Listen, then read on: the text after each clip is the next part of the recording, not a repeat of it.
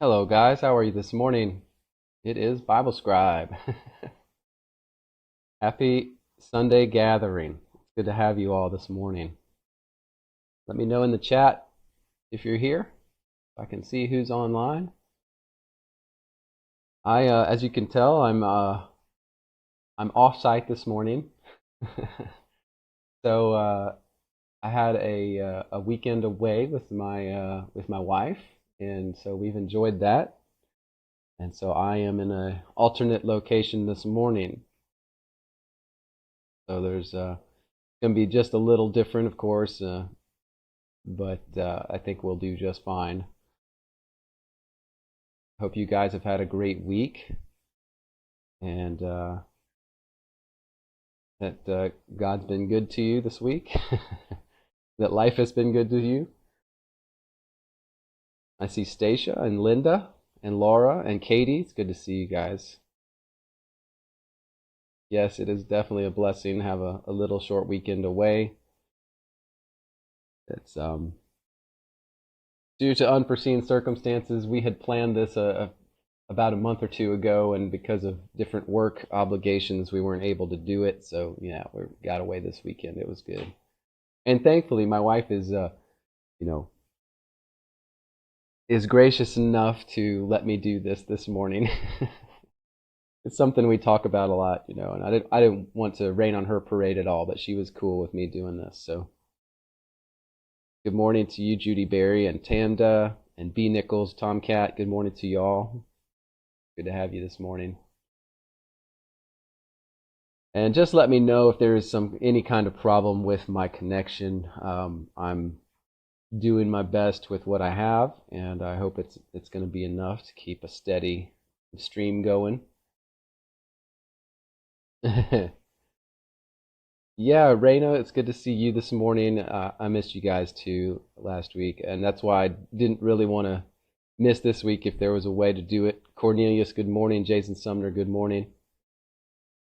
Yeah, it was important to me. I know it's important to you guys too, so I wanted to make sure we could do it this morning. And God bless all of you. All right. So as we get started, guys, go ahead and put out any things you're thinking about, things that have happened to you this week or that you've been studying or questions you have that we could talk about. Be happy to take those. Kelsey, good morning to you. Squiffy Bear, good morning. Good to have you. And Merry Christmas to you guys. It is the season, so Merry Christmas. As far as me this week, I think what I've been studying, what I can mostly talk about is, let's see, what all have I studied? Again, you guys in many ways push me to study different things, but one of the things I have been looking at, of course, because of that debate with Dean Odell and Pastor Greg Locke, I had kind of gone into some rabbit trails there, learning more about the firmament, the way that the older writings, the Bible and other writings talk about how the earth was created. I think it reveals a lot about the cosmology, and even beyond some of the normal things that, for instance, just about the firmament, but other things about the way God created the earth is, I think, important. It sheds light on the cosmology, helps us understand better. So that's one thing. Another thing is still with Rick Bowser, who's a regular here, we have been continuing to look at the different teachings of the apostles. For instance, the difference between what Christ taught and what Peter and some of the other apostles taught, which their of course message was mainly directed towards the Jews, and then comparing that, of course, with what Paul taught, because it seems so different, and asking the question why? Why is it so different? What's the difference? And that's been a very interesting study. We're still working on that. So again, that's something that I think is going to probably turn into a full researched video, and I'm excited about that one. But still looking at that. Katie Turner, good morning this morning to you. Let's see, you guys are making some comments here. Stacia, you say Genesis, we are made of dust, and the serpent was punished to eat dust. Just thought it was interesting. Yeah, yeah, that is interesting. That's something I could talk a little bit about, but not a lot.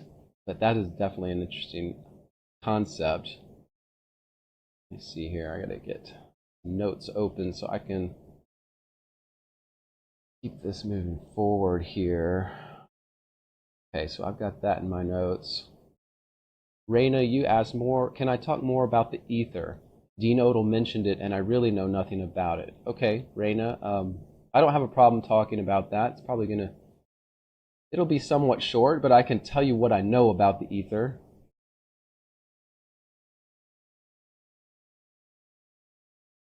There is some interesting things that can be said about that. Snow in Maine? Do we have snow already in Maine? That's great.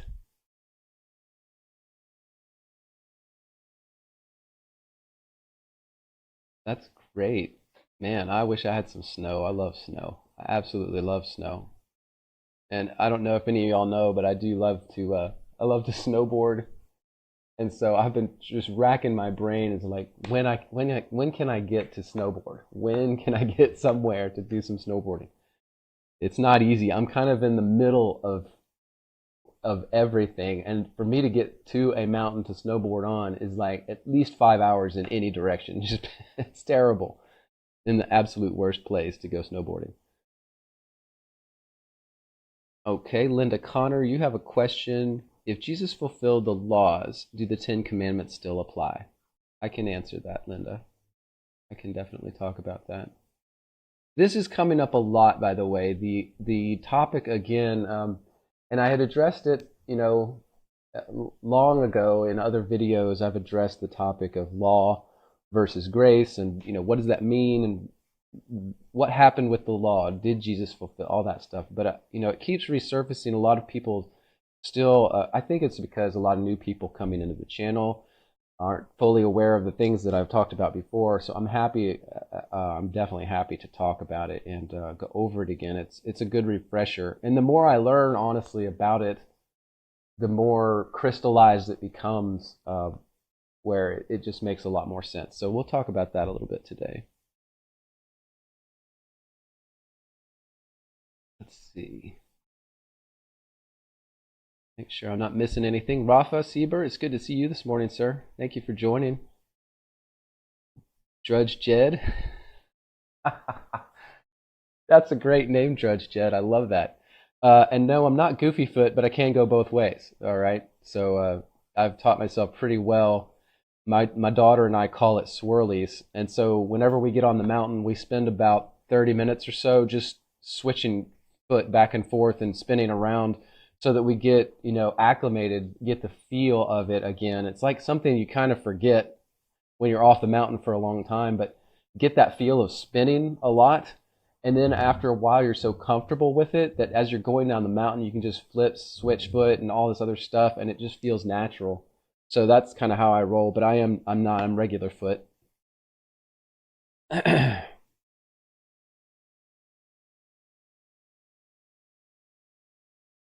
All right, let's see. Jeriel, it's good to see you, brother. God bless you too. Happy Merry Christmas to you and your family. I hope everybody there is doing great. Sam Big, good to see you. You made it this morning. It's good to have you, brother. All right.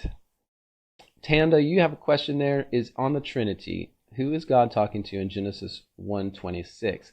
And number two, do you have any thoughts on the sixth day man pre-Adamic race? Okay, let's see here. Let's see. I'll put that on there, Tanda. I'll put that on here, and we'll get to that. All right. Katie McD, you would like to hear more of my position, full preterist versus partial, or somewhere in between. I'm still new to this, and there are so many different thoughts. Yes, Katie, I definitely would do that. Okay.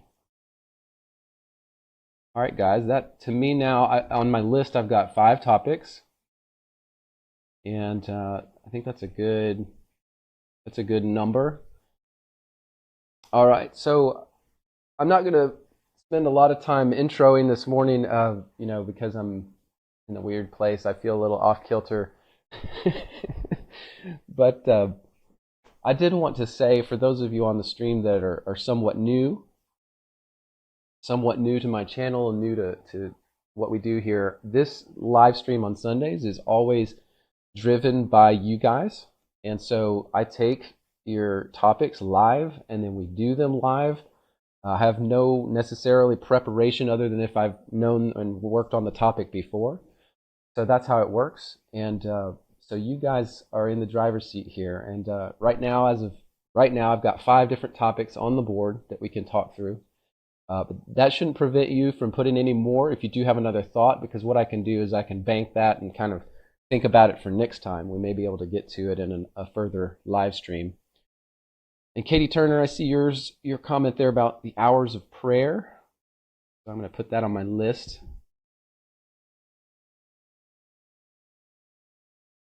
Okay. Drudge Jed, you ask in Romans 2:14, what happens to the unbelievers who have never heard the gospel? This verse addresses that question, does it not?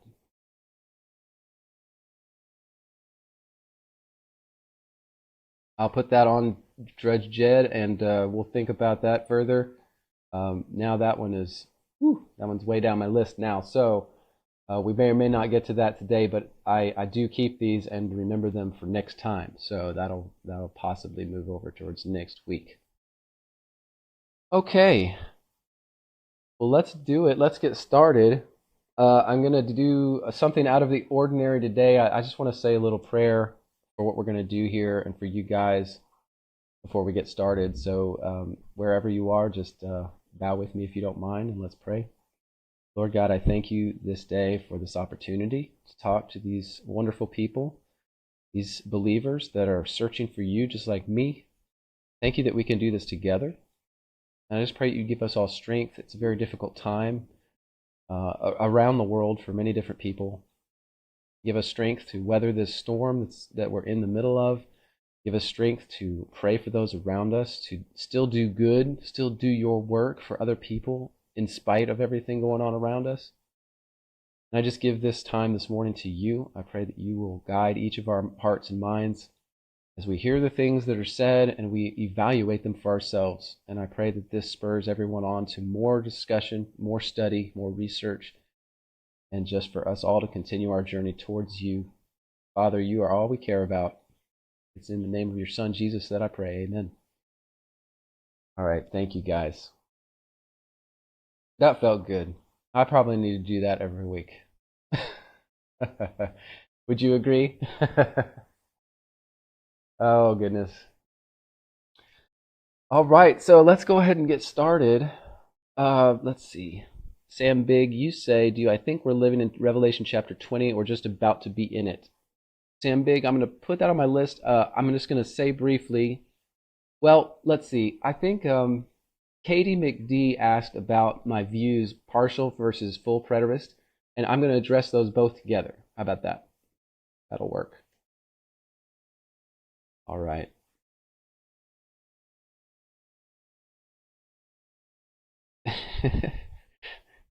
All right.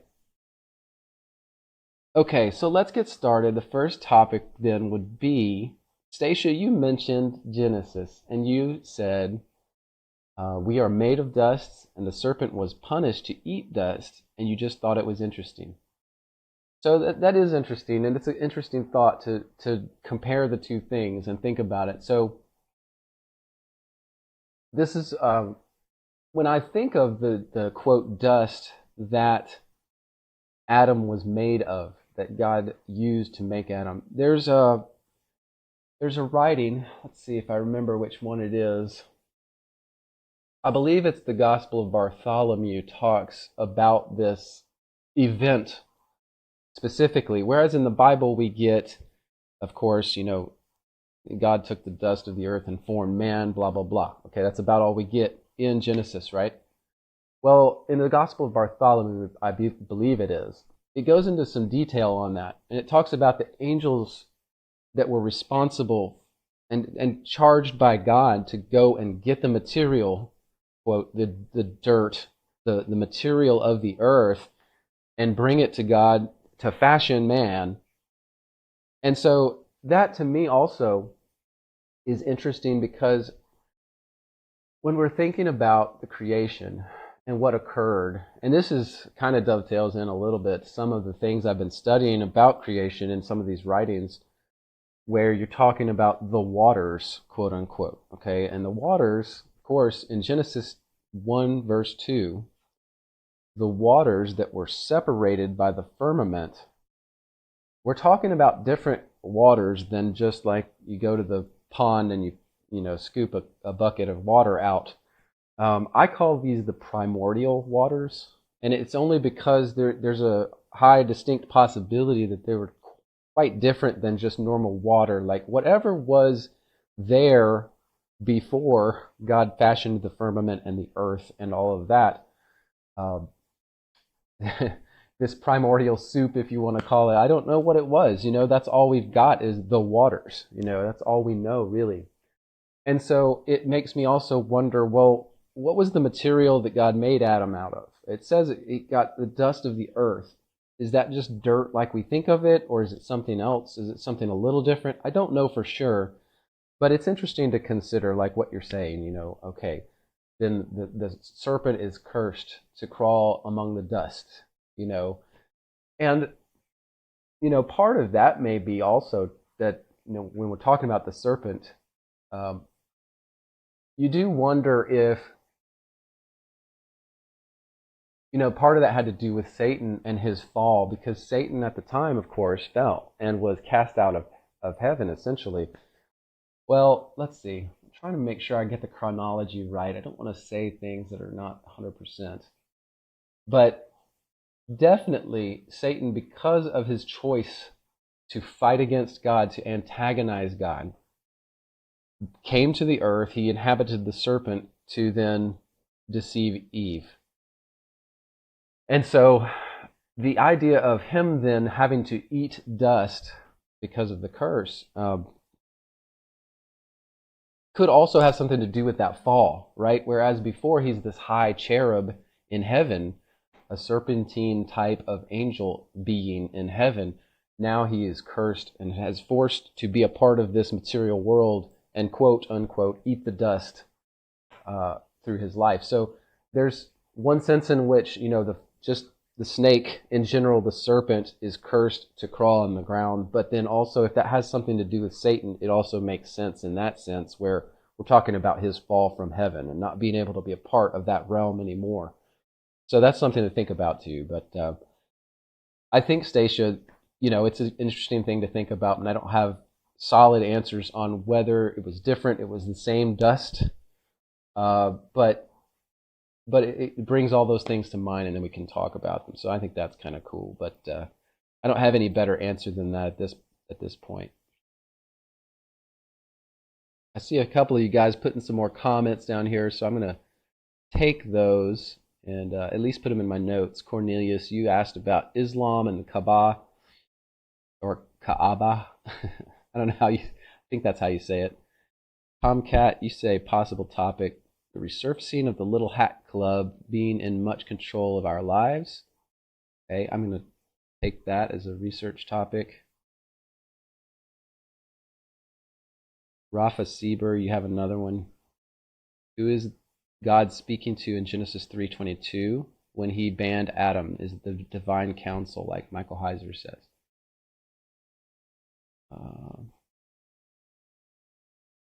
Drudge Jed, you said, we trade our stony heart from dusty Adam to a heart of flesh through Christ.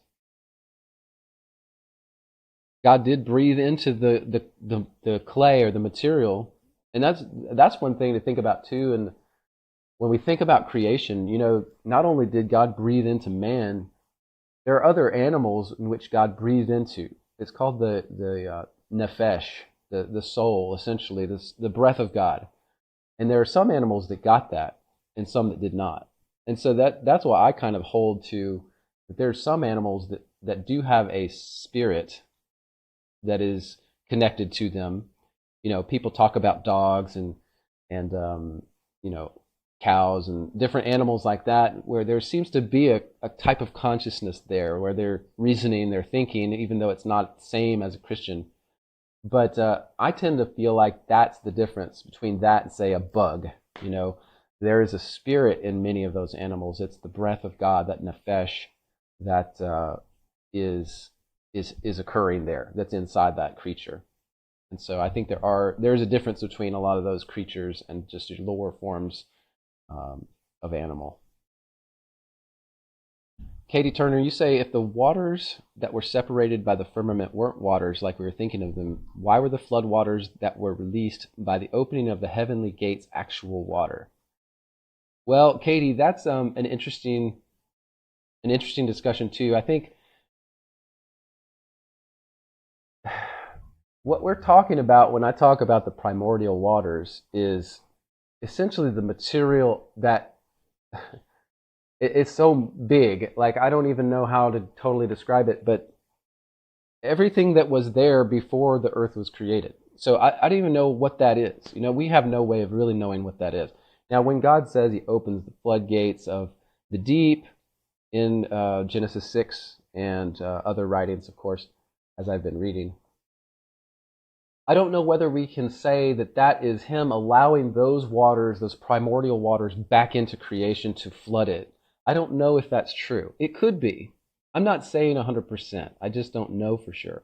But I am saying that there's a possibility that that primordial stuff that he divided to make room for his creation was possibly different. I guess that's all I'm saying. But there's a possibility. I mean, sure, there's a possibility. It is water, just like the water that we have. But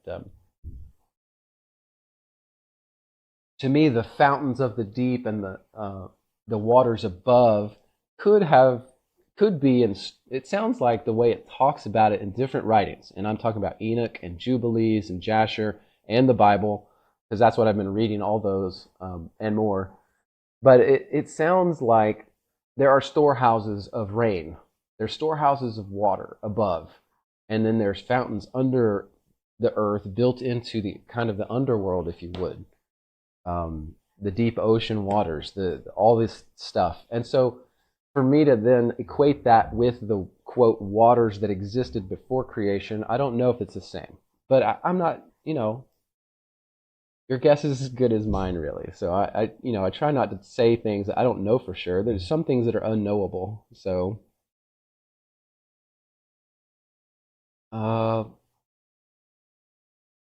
Rafa, you do mention the dragons in China like snakes with wings. Was it the punishment to leave him without wings eating dust? It's a good comment. The dragons in China. And I would say, too, I do believe that there's some reality to dragons. I don't know, it's hard to know exactly what all that means, whether they had flying dragons in that area of the world. It seems like that's a possibility. It also seems plausible that those legends, those stories, could have had to do with the seraphim, the angelic beings that were serpentine in nature. Now, that, of course, would fly. And so that makes sense, too. But the lack of, sharp, hard evidence on dragons is tough, other than the legends. And, I will say that it seems more plausible to me that there were flying dragons. So how that connects and relates to God's curse against the serpent in Genesis 3, that's hard for me to say. That's hard for me to say. I don't know fully. Then you're asking yourself, was the curse just against this serpent or all serpents? Okay? And so, yeah, that's an interesting observation, Rafa. Thank you for bringing that up. But again, like I said, it does seem that curse was somewhat specific to Satan himself. So, anyway, there's about 10 ways we could slice that up. But again, I'm just giving you the information. I don't want to make a determination when I don't have the information needed for it. So it's just good stuff to think about, consider. All right. Cornelius, you ask if the book of Revelation is two parts. I'm going to put that down here. I'm going to answer that with the section we do on preterism. Okay. Charles Murph, good morning to you. Kelsey, you say dragons over dinos? Exactly, but the thing to me is that, well, I don't want to get off on a rabbit trail with the dinos, but man, I'll tell you, the archaeological finds of bones are just really scattered and transient. Like most of the dinosaurs we find, we have like fragments of bone, or we have one single bone, and they make a whole dinosaur out of it, right? They extrapolate and make stuff up, and so you have to ask yourself, was that dinosaurs, or was it really uh, dragons, like you said, or was it bones from the Nephilim? We know there were giants in those days. And so, as giants died and were crushed under the weight of the flood and buried and fossilized, is that what we dig up? We're digging up a femur from a giant that's 4 feet long, and then our scientists find it and they say, look, that's a dinosaur, right? Katie Turner, like you're saying, that's what you're saying. Exactly. They're normally the bones you would find on a human, right? Or they find a huge pelvic fragment or something, or a skull that's, and even a skull that is in the shape of a reptilian serpentine thing. I mean, what do we think that the human creatures are that were produced from the angel and human offspring? There's no way we have any concept of the form of those creatures. And in the book of Jasher, for instance, it says that there was a lot of crossbreeding between animals as well. So we have no idea what was going on Earth at that time. So there's a lot of, good circumstantial kinds of evidence that the bones we're pulling out of the ground are not what they tell us they are. And of course, they, the powers behind modern science, would definitely not want the narrative to come out that, oh, everything in the Bible was true. Absolutely everything. So yeah, that's exactly it. And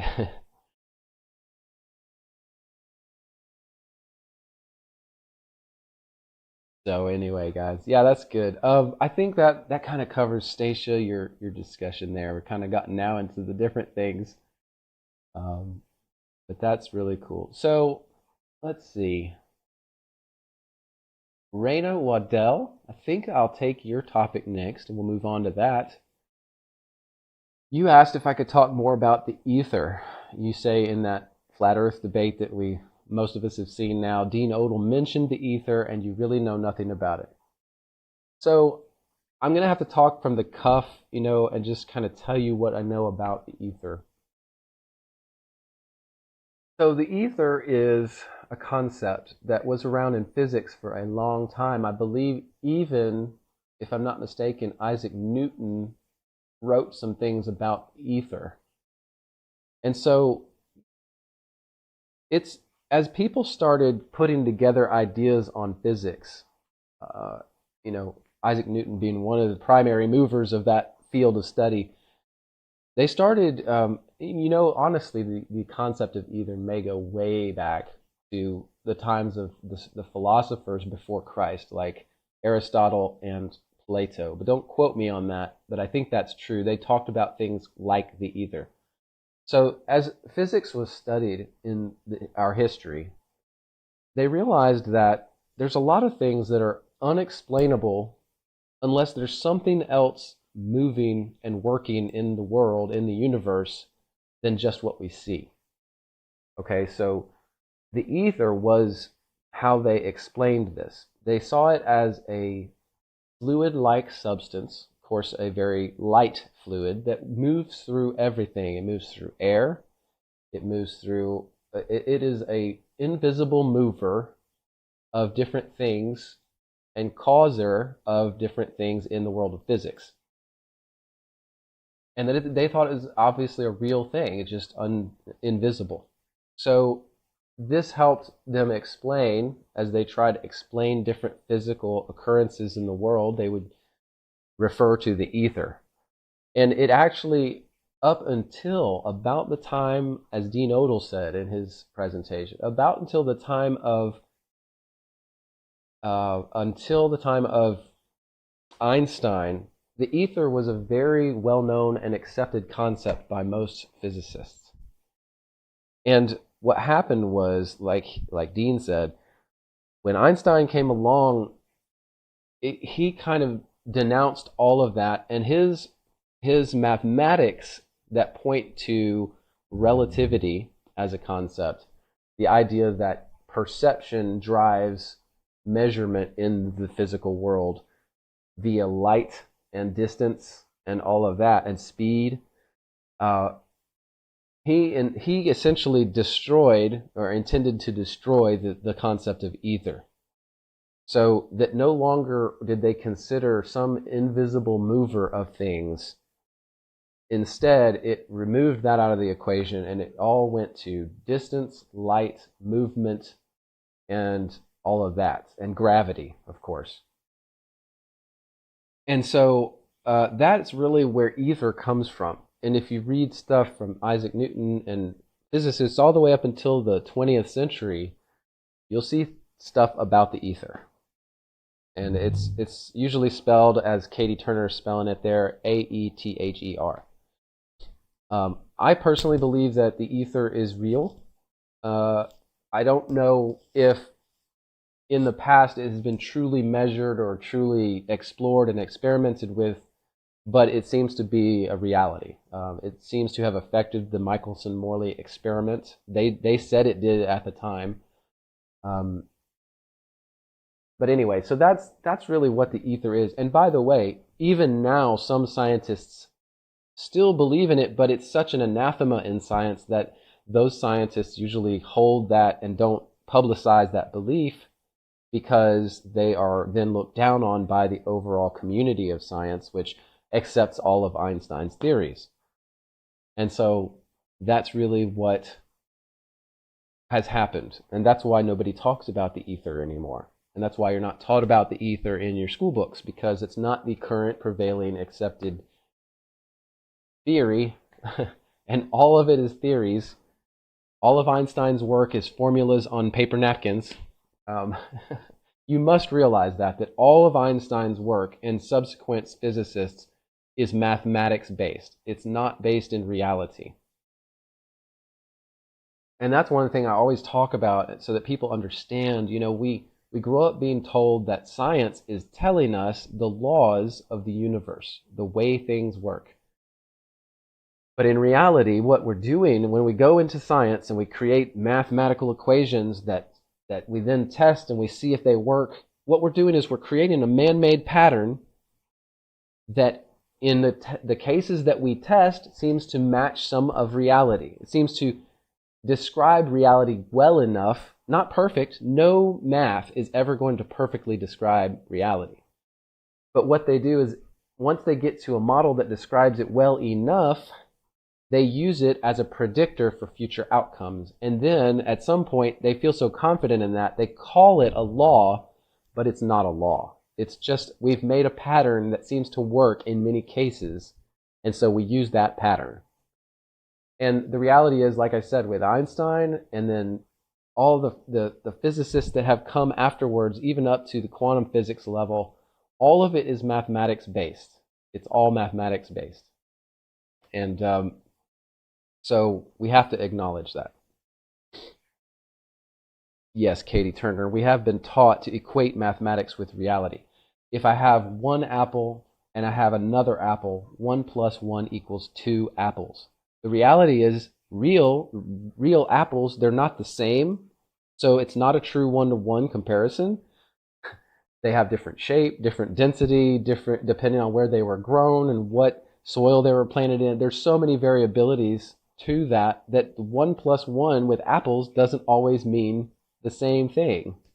And so even 1 plus 1 equals 2 is just a pattern that we use to describe what we see in reality. And of course, it works for very basic adding and subtracting and all that stuff. So we continue to use that formula. That's what mathematics is. It's a descriptive of what we see, but it is not a law of what we see. I hope that makes sense.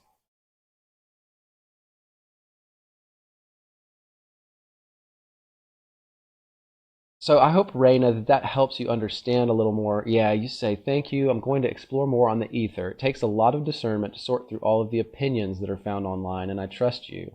By the way, I'm not really new here. Okay, great. Well, I didn't mean to call you a newbie if you're not a newbie. But I'm really happy that that you're here and that you asked that question. I think a lot of people ask that and are thinking about it. So. Shannon Murphy, I see you on there. I see your comment. Do I believe in carbonating? I think you meant carbon dating. If you meant carbon dating, I'll answer that real quick. The carbon dating is a very specific process. It's an attempt to measure the half-life, essentially, of carbon in an object. So they have, of course, formulas that they use that define the degradation of carbon over time. And so what they're trying to do is measure a sample of a petrified piece of wood and see how much carbon is in it, and then based on their knowledge of the rate of decay of carbon, try to figure out when that piece of wood was formed. Now, the thing you have to understand about all carbon dating is it requires, for those formulas to work and to tell you anything about that object, it requires you to prime all of the formulas for doing it, all the tests. You have to prime them with an estimate on the date of the surrounding material that thing was found in. So if I take here's what they do. They find a petrified piece of wood, and they take it out of the sample of soil that it's in, right? They take it out of the side of a mountain or something. To do the carbon dating, they also have to take the mountain. They have to take some of the soil from around the sample. And when they're starting their testing, they test both things, but they have to start with a estimate on the date of the surrounding material. So when they start the testing, they say, I think that this dirt I got from beside the sample was from the Pleistocene period, 20 million years ago. And they input that as the base for their baseline of when to date the petrified wood. So they have started with an assumption about the date of the material. And this is the thing they won't tell you. They don't talk about this, but that's exactly how carbon dating works. So, they have done testing on more things they have a known date of, right? So they'll say, we can prove carbon dating works. And they'll go out and, you can go out in your yard and you take a piece of wood, a chunk out of the side of a tree, and you take some of the dirt out of your ground. Because you know that tree is 20 years old because you planted it yourself. They will baseline the carbon dating at about 20 years and then run the tests. And of course it tells them, yes, the carbon dating says this tree is 20 years old. Well, la-di frickin' da. It's like it didn't tell you anything. And the carbon dating test is flawed from the beginning. It's really not, it's not helping anybody do anything except for the shills in science to pretend they have proof for what they're saying. So I hope that answers your comment, Shannon Murphy, if that's what you were asking. But carbon dating is a very bad process. It does not do what they say it does. It's kind of like, to me, PCR tests for COVID. It does not test for the thing that they say it's testing for. It does not prove anything. So, bonus points to anyone who can tell me where I got that phrase, la di frickin' da.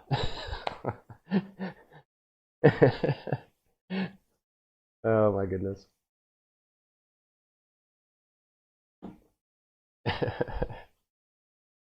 All right. let's go on. I think we need to go forward to our next topic, and that would be, it is Chris Farley. Thank you, The Truth Cures. I appreciate you, brother. Oh my goodness. So funny. Okay, Linda Connor, you had the excuse me. I'll tell you guys, like that the last week when I had to cancel because of the being sick, this has been a terrible 2 weeks. Just terrible. I don't know how many of you guys have gotten sick yet this year. But I got it, and my wife too, and man, we're still fighting the effects of this thing. I feel good, but of course, still got sinuses and everything happening. You can probably tell from my voice. But man, it's been a rough 2 weeks. If this is the China thing that just got released, which we have speculated about, it's a doozy. I think we're about through it, but it's been rough, man, rough. All right. So Linda, you asked, if Jesus fulfilled the laws, do the 10 Commandments still apply? Let me see. I think there were other things. Was there anything else that anyone asked about the law? Don't think so. Okay. So let's talk about that now. And this goes back, Linda, to some of the things I have taught in previous videos, I think, but I'll recapture it here. We know that Jesus fulfilled the law because he said so, right? So I'm going to go to that verse real quick. See if I can share it for you guys.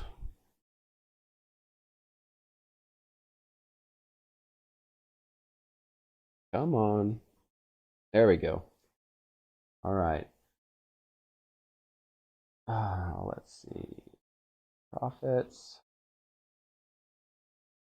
And go to the New Testament. Matthew chapter 5 or 6. Yeah, Matthew 5:17. Let your light so shine before men that they may see your good works, glorify your Father in heaven. Think not that I came to destroy the law or the prophets. I am not come to destroy, but to fulfill. For verily I say to you, till heaven and earth pass, not one jot or tittle will in no wise pass from the law till all is fulfilled. All right, now there's some confusion over these verses in different camps, particularly in some preterist camps. They'll say heaven and earth has to do with the temple or something like that. But the reality is it's not. What he's saying here is, I say unto you that the law will not pass until all is fulfilled. That's why he says that till heaven and earth pass. He says, he's giving you an example. Heaven and earth would pass at some point, and in no way is anything going to change from the law until it's fulfilled. So he's saying, essentially, if it wasn't fulfilled, it would have lasted till the end of heaven and earth. Okay? And that's why he's saying it that way, to reinforce the fact that it's going to be fulfilled. Otherwise, it would never be able to pass away. And so he says here he's going to fulfill it. So we know that was his intent, to fulfill the law. So what happens is, and we've talked about this before many times, but when we inspect the law of Moses, every single thing from their sacrifice system to their feasts and festivals, Passover, it all was talking about what Christ was going to do. And it's not talking about the judgment of Jerusalem, it's talking about Christ's redemption in the cross. So all those things, all the law pointed to Christ's redemption that was coming through his work on the cross and then going to Hades, taking out the saints, taking out those who had been there, the righteous that were in Hades, and fixing all the stuff. And so that was the moment that the law was fulfilled in 30 AD when Christ died and was resurrected. So in your question about the 10 Commandments, I used to think for a long time when I was younger, I thought, well, the Ten Commandments, maybe those are different. You know, those might be separate. Those are like for everybody for all time. And in the Mosaic Law, which that is the Mosaic Law, that's the problem with that thought. You make it different in your head, but it's not different. Neither would the Israelites have said that's different. Moses went up on the mountain, spent 40 days with God, he got the law. He went up on the mountain, he spent time with God, he got the tablets. It's all part of the same stuff that came with Moses. But reality is, we need to understand that the law was given to Israel because through the nation of Israel, God would show all nations His glory, His redemption, all the things that the law pointed to, Christ. So the reality is that no, you don't. Okay, now the statement here is bad. It's hard to get, but let me say it, and then we'll think about it. The law, even the Ten Commandments, is not in force today. Now, what did God say in the book of Hebrews? The point of the law was not only to precursor Christ and to foreshadow Christ, but also to as a schoolmaster, to teach Israel about sin. Okay, so a lot of the different unclean animals, that was all pictures of sin. And so why do you not kill this, or why do you not eat this kind of animal? Because that's considered sinful because of the way that animal behaves. And there's early Christian writings that talk all about why each different unclean animal was chosen as unclean. It was because of their behavior. It was a picture of sin.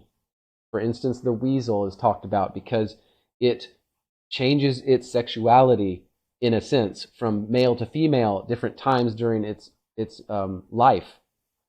If you didn't know that, you need to read about weasels. They're weird little critters. But all the different animals that were unclean painted a picture of different kinds of sin that God wanted the Israelites to stay away from. So knowing that the law was to teach them sin and to show God's redemption in Christ through Israel to all the nations, to all nations of earth. You need to realize why the Ten Commandments were written. Why were they written? To show sin. So it is a sin to murder your neighbor. It is a sin to envy. It's a sin to covet your neighbor's wife. It's a sin to dishonor your father and mother. Why? That's why those were written. So is it still a sin after the law? Yes. That's why the law was written. So they understood sin better and could avoid it. And in the same way, we should take that teaching as information to help us avoid sin. We don't want to murder. It is a sin. We don't want to do these. Tell me this. Did Adam sin in the garden? Yes. Did Adam's children sin? Did Cain slay Abel? Yes. That was sin. There was sin before the law. The law, even though, the Calvinists usually will take the verse in Romans and say, sin only comes through the law. Well, that was part of the teaching so that the Jews, that teaching was to Jews. It was so they would understand how things were changing with the law. It's not saying that sin is only sin if the law has forbidden it. That's nonsense. The law was to point to sin. Cornelius, you hit it on the head. I was forgetting the name of that writing, and for some reason I always do. The Epistle of Barnabas describes all those unclean animals. You got it. So my point is simply that in the same way that those 10 commandments pointed out sin to the Israelites, even though the 10 commandments aren't our list that we have to check all the boxes, anything that points us to sin we should not commit. So we should follow the 10 commandments in the sense that those sins it's talking about, we should not do those. Do you see how it's so different for us? Their faith, by the way, the way Israelites displayed their faith to God was in doing those things and following the Ten Commandments letter by letter and by doing the sacrifices and all those things. There was a lot of, I don't want to say it's works-based, because Hebrews chapter 11 says it was in faith they did these things. Even Abraham, in faith, in faith, in faith, in faith. Even then, it was so they would show their faith through obedience. But ours is just different. We don't have to do the feasts. We do not have to observe Passover as Christians. Passover was a direct revelation to the Israelites of Christ's redemption that was coming. Now it's in our past. So why would we do something in expectation of something that already occurred? That's my view, and I believe it's well attested in the scriptures, especially if you understand why the law was given and you see those different scriptures about God wanting to display through the Israelites himself to the nations. And that's why the law was given, to be a schoolmaster, to show them their sin, and precursor Christ. So if you understand that, I think it makes 100% sense. We don't want to sin, but at the same time, we don't take the Mosaic law and then, read it every morning to make sure we, throughout our day, don't, eat an unclean shellfish or something. We don't do that anymore. God spent all that time with Israel so that we would understand those sins already, and we don't have to practice that now. We have to be aware of the sins involved and not do them. We need to be obedient and follow Christ. So I hope that explains. I think I'm repeating myself a little now. Linda Connor, you ask about the Sabbath. I do want to continue my study on the Sabbath because people come back to this a lot and they're very worried. That's one of the things that I don't like about the Sabbath discussion. People are really worried that they're doing something on the wrong day. There's a lot of fear and condemnation there. I used to feel that same kind of fear when early as a Christian, when I thought I had to read my Bible every single day to be a good Christian. I would beat down on myself like, you didn't read your Bible. It's been 3 days. What are you doing? You're a terrible Christian. I would beat up on myself internally. But I believe that those things are not there to make us feel less than we are, as less than heirs with Christ. So I want to say that first. We should never let any of this stuff make us feel like we are less than what he wants, okay? God still wants you, and you are important to him, even if you're still figuring things out, okay? That's an important thing, I think, for Christians to understand. When I was a young Christian, I felt a lot of condemnation I was hard on myself. I'm a kind of a high performer, a high achiever. I'm hard on myself anyway, but I added to that. I don't think we need to do that in the case of the Sabbath or in the case of the law and other things like that. For one, again, as I've said, the law should not apply to us. I believe the Sabbath is part of that. I believe that, and I don't have to think this because I read the early Christians, the early Christian writings right after the time of the apostles, even in like 100 AD, 120, 150 AD, like Irenaeus and Ignatius. Ignatius was the one I was reading the other day. I think it might have been Linda, because you asked me about the Sabbath. I have been studying that a little bit. And even as soon as less than 100 years after Christ, the Christians were already saying, and Ignatius says this, he says, essentially that it is a good thing that Christians meet on Sunday because we celebrate Christ. And I can't remember exactly how he worded it. I think maybe I have that on my website. I think I may have put it up there because of this very thing. Let me see if I can get that up there and then share it with you. Yeah, let's see here. Okay. So on my website,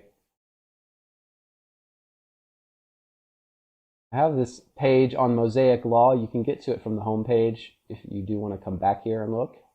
Mosaic Law. And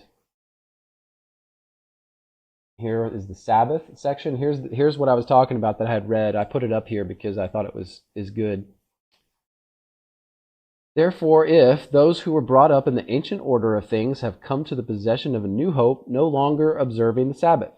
He's saying even in his time, 150 AD, they were not observing the Sabbath, but living instead in the observance of the Lord's day, on which also our life has sprung up again by him and his death, which some deny, by which mystery we have obtained faith. His death, burial, resurrection was mystery. And therefore we endure that we may be found disciples of Jesus Christ, our only master.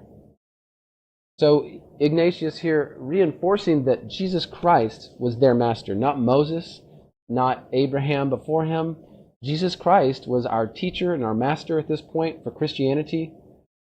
How shall we be able to live apart from him, whose disciples, the prophets themselves in the Spirit, did wait for as their teacher? He's saying even the prophets in the Old Testament were acknowledging that when the Messiah came, he was the teacher. He was the one to follow. And therefore, he whom they rightly waited for, being come, raised them from the dead. Christ had gone into Hades after his death and raised all those prophets. So Ignatius here re-emphasizing Christ and the Lord's Day over the Sabbath and everything before. Okay? And then he has another section in chapter 10 of his Epistle of the Magnesians saying it's absurd to profess Christ Jesus and to Judaize, meaning to try to follow the law, try to do the Sabbath. For Christianity did not embrace Judaism, but Judaism was to embrace Christianity. You see how it works? And this is right after the time of Christ and the apostles. So that every tongue which believeth might be gathered to God. So that to me was a really good find, because it shows that those earliest Christians who even in one generation of Christ and the apostles knew that they were not beholden to the Mosaic law or the Sabbath. And they instead were celebrating the Lord's Day. So that to me is just another thing that reinforces that it's absolutely fine, to the chagrin of the Seventh-day Adventists and others like that, it's absolutely fine to celebrate Christ on the Lord's Day, on Sunday, instead of Saturday. So the other thing that I have taught about that, and that you realize when you start looking at history and chronology, is that it's most likely that we currently aren't celebrating, our weeks do not match the calendar of weeks that was being adhered to in that time period in history. So something to think about as well, that it's just to be beholden to those scheduled rituals of the Mosaic law just doesn't make much sense anymore. But I hope that helps. I'm seeing some confirmation. I appreciate you guys. Thank you there for your encouragement. Really appreciate that. Just fun to be with y'all and to be able to talk through these things. I appreciate you guys, your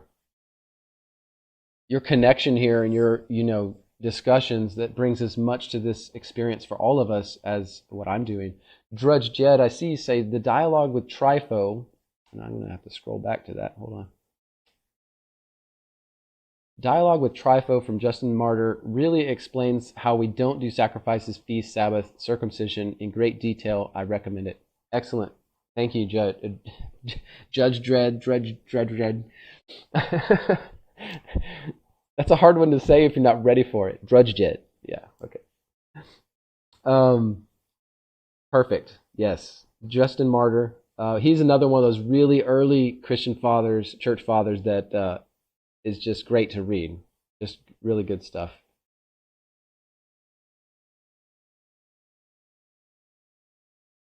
Superfluity of naughtiness. You say the Sabbath represents the type and shadow of the rest that we will inherit. We now have Christ, which is the fulfillment. That's a good statement. So yes, the Sabbath being the seventh day, that's essentially, in regards to prophetic timeline that I talk about often, because some of these ancient texts talk about this, the 7,000 years of human history. We should be in the 7,000 years. So we're in the Sabbath now, the Messiah age. So yes, everything the Sabbath represented to the Jews, you're right, Superfluity, it's come, it's here. And so for us to then, again, perform a law that pointed us to something in the future that's already here doesn't make a lot of sense. Very good statement. Thank you, Superfluity. All right.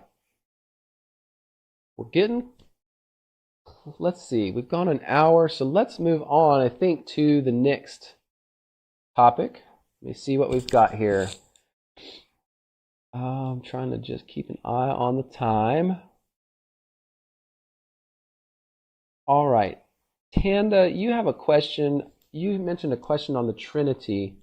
Who's God talking to in Genesis 1:26? So I'm going to do that really fast because I want to get to the other questions from a few of you other guys about preterism and a couple of those things. So let's do this.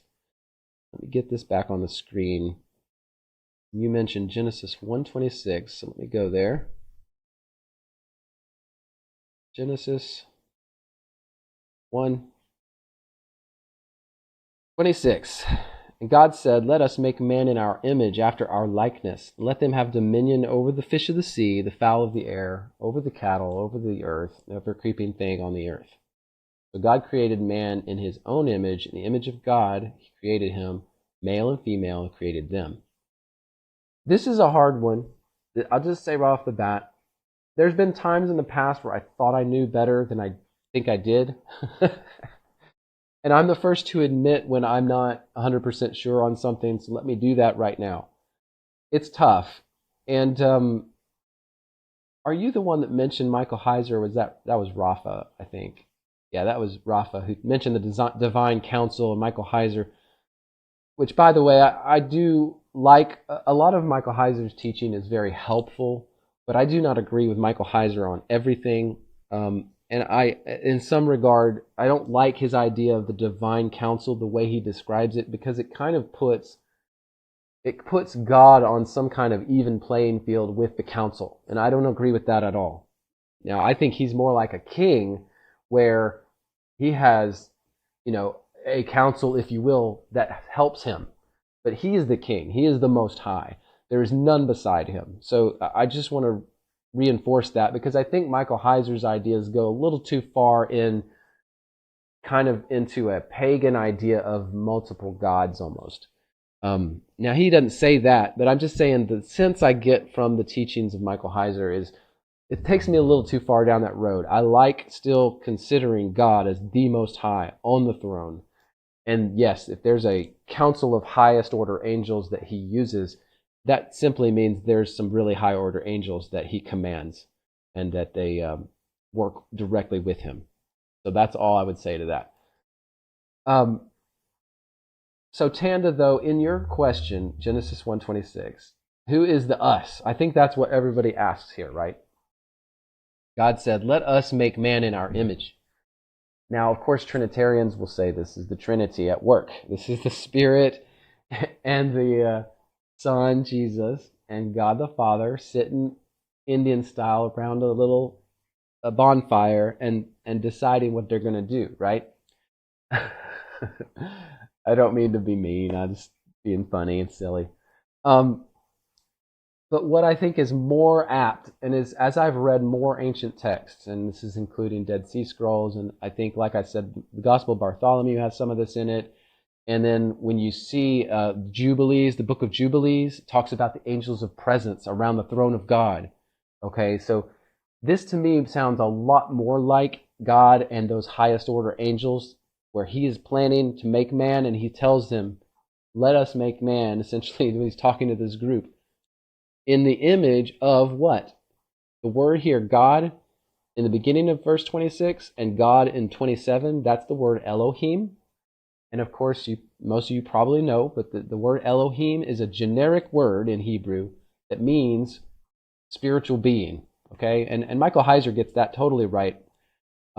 he teaches that as well.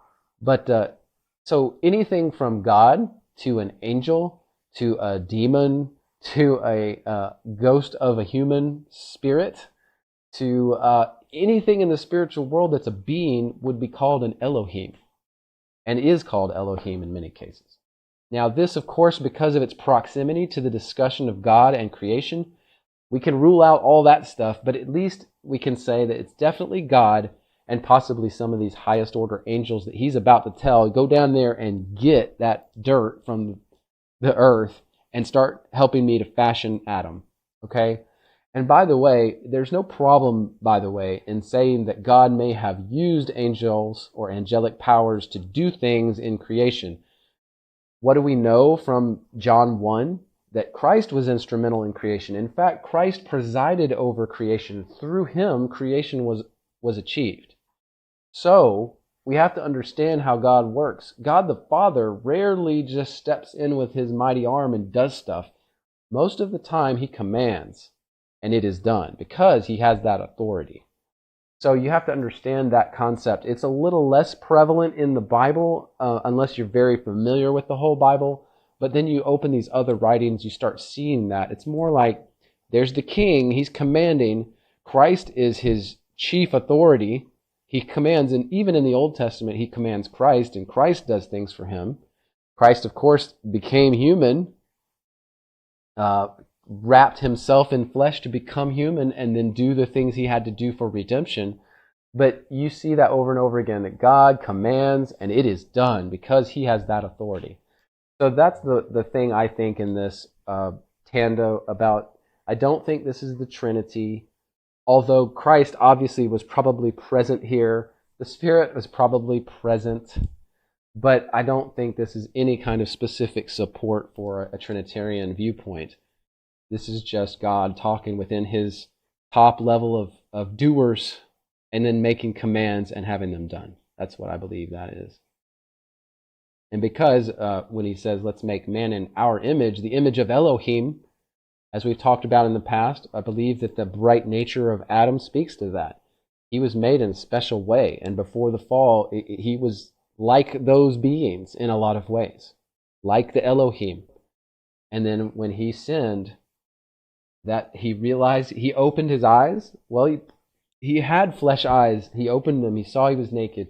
All these things changed, and he was distraught, despairing, because he had lost that nature that God created him with, and Eve. So anyway, I hope that helps Tanda with your question there. Let me see if you guys have put some more comments here. See here. Whew. All right, starting to feel it in my throat. Still don't have 100% because of that stupid cold I had, man. All right.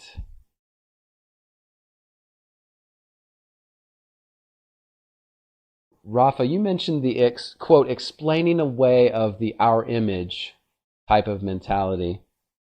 And they do, I remember that when I was younger and I didn't understand all these things, I hadn't studied all this stuff, I thought that when it says, God says, I'm going to create man in my image, in our image, I thought it had something to do with the will, right? The free will of man, because I've always been a free will person. I still am. But I thought that was the way in which man was similar to God, because in the flesh, in these bodies, we don't have much similarity to God. We just don't. But I think Adam's original nature, that similarity was there specifically and was why God created him that way. And so, anyway, but yeah, I remember how I used to believe there were all these explanations for the, quote, image of God, and it was all spiritualized gobbledygook, oh, it's in the way you have a consciousness or a free will or something like that, that was the way in which you were like God. But it's not. It's in form, in the way that Adam was originally. It was like the Elohim. It was similar. So anyway.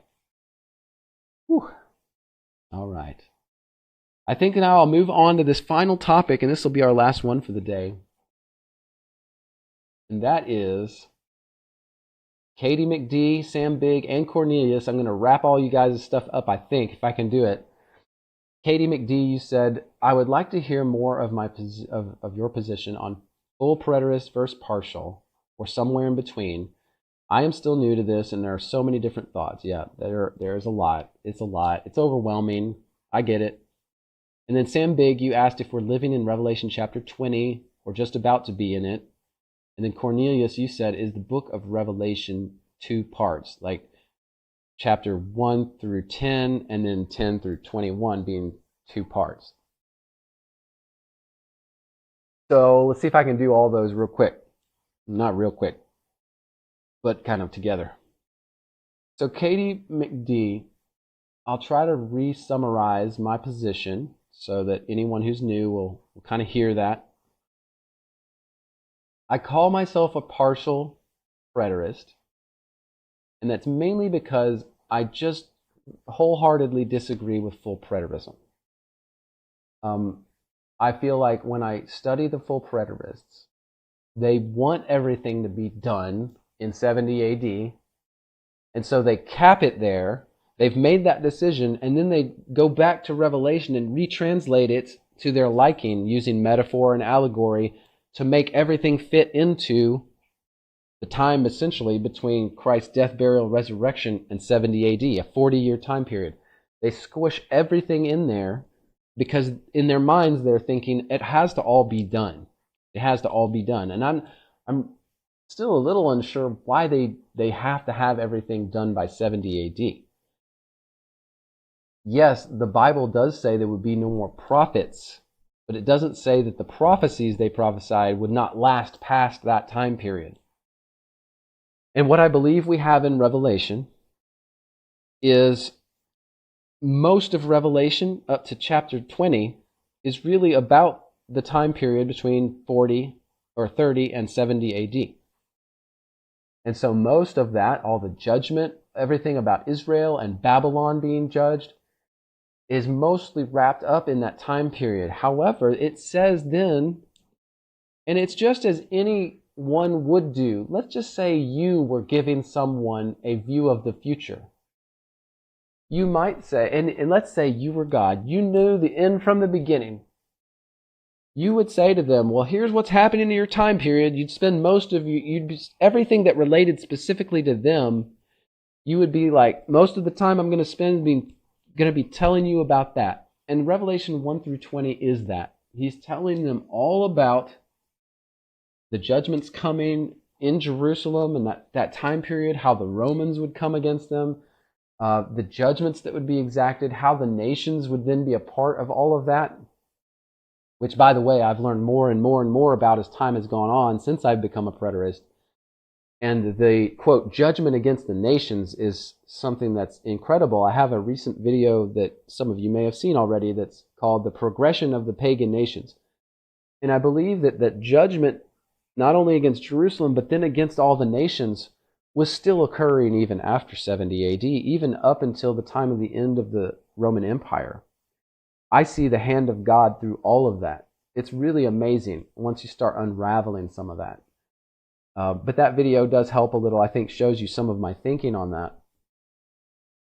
So up until Revelation chapter 20, God is prophesying to John. He's telling him what's going to happen for that whole time period and even a little following. Everything that relates to John specifically, Rome and Jerusalem and Babylon, who was essentially inside of Rome at that point. All of this stuff is making sense to John. And then he says at the end, as anyone who would be doing this would. And then there's some things that are going to keep going.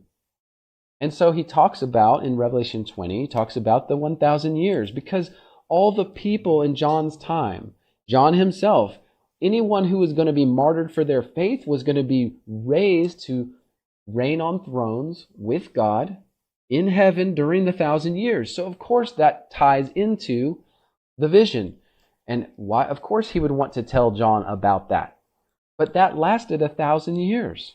And by the way, I've done extensive study on the wording of the 1,000 years, Chilia, in Revelation chapter 20. And in every sense, both in a comparative sense with other texts and in the sense of the way that the Greek is written and the fact that that is repeated like 5 times in that chapter, every single sense you can examine that, it lends itself towards being a very literal 1,000-year period, which of course was what all the prophecies said it was going to be.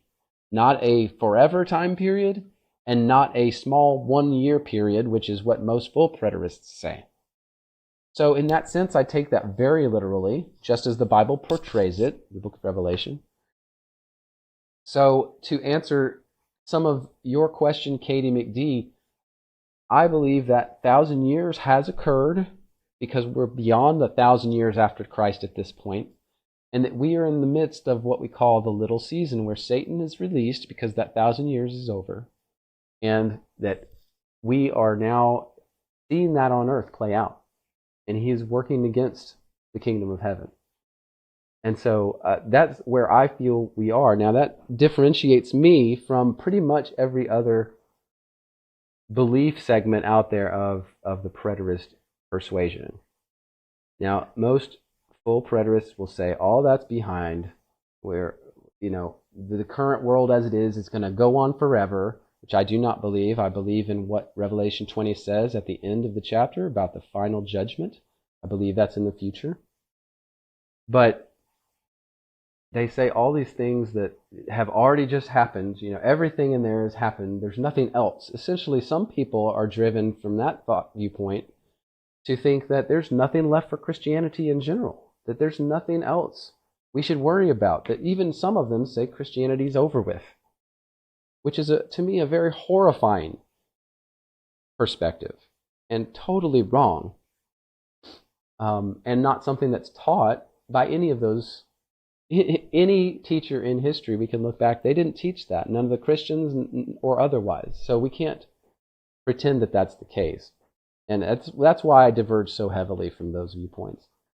But in the sense of that I do not believe every single thing has occurred, that's where I stand. And it again doesn't line up with a partial preterist viewpoint either.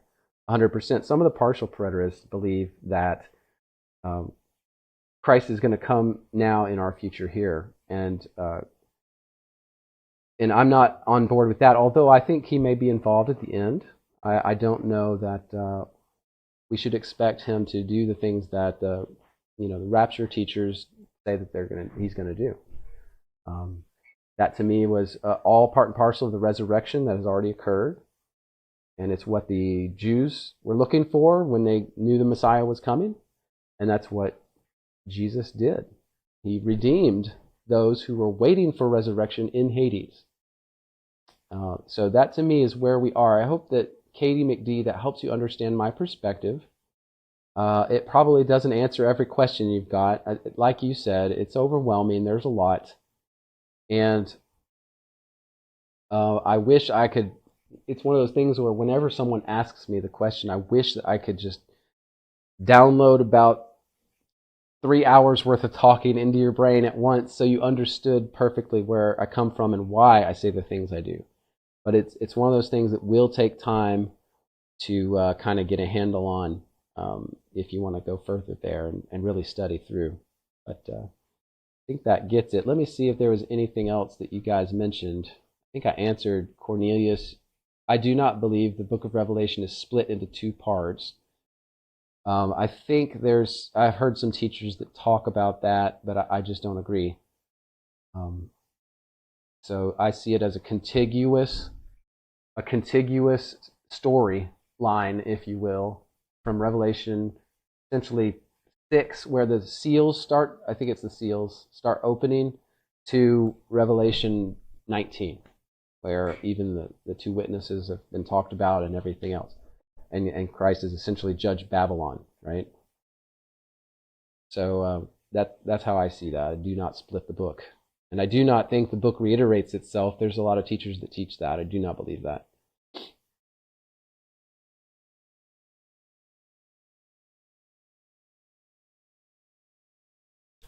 You guys are saying some comments here, so let me see if I can look through here and just address anything that's coming up.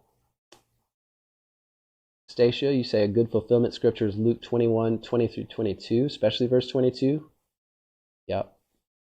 Carlos Murph, the star was in a prophecy that Balaam spoke of in Numbers when Balak tried to get him to curse the Israelites.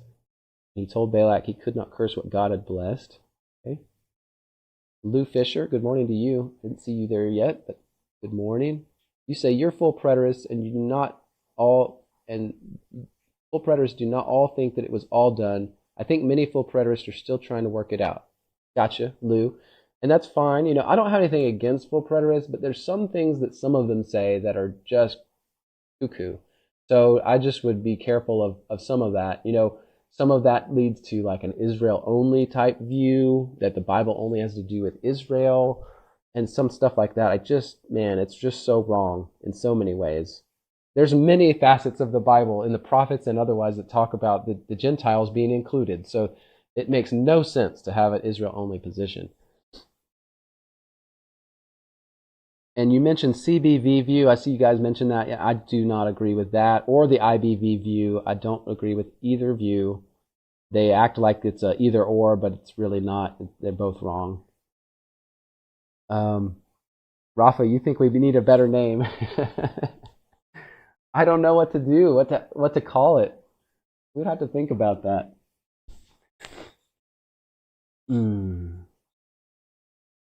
Drudge Jed, Romans 2:14. Do unbelievers who have not heard the gospel go to hell? Does this verse offer hope? I won't go into that, Drudge Jed, but I will say that I believe that people who have not heard the gospel can go to heaven. I definitely believe that, and that's based on a lot of different things, but that verse may be one of them. I don't know. Katie McD, you say, it is a lot to sort out, but I keep praying for his wisdom and discernment. With all different schools of thought, I do still have a lot of questions, and so many puzzle pieces fit now. Well, that's good. So you're making progress. We're all making progress. Totally true. All right. Cool, guys. Well, I think that's going to probably do it for us today. And I'm glad this went so well and as smoothly as it did, despite my surroundings and the different challenges here. I'm glad we didn't have to miss a second week. Thank you so much, guys, for your participation. God bless all of you, especially during this season. And just pray that you all stay safe. And again, pray for one another. Pray for me. And I'll try to do the same. And I just thank you all for your support and your time this morning. Have a great Sunday. God bless all of you. All right. Take care, guys. Appreciate it.